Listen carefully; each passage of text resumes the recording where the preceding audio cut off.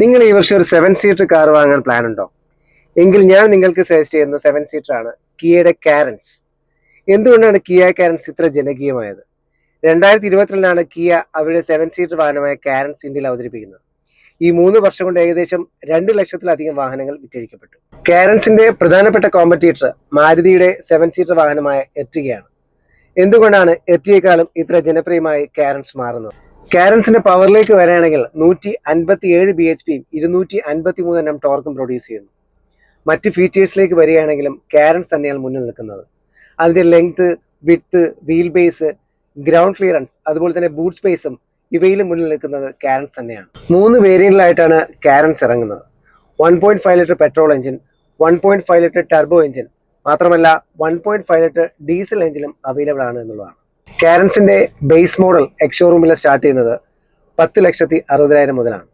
അപ്പോൾ നിങ്ങൾക്ക് ഈ വർഷം ഒരു 7 സീറ്റർ വാഹനം വാങ്ങാൻ പ്ലാൻ ഉണ്ടെങ്കിൽ ഉറപ്പായിട്ടും കാരൻസ് നിങ്ങൾക്ക് നല്ലൊരു ഓപ്ഷൻ തന്നെയായിരിക്കും.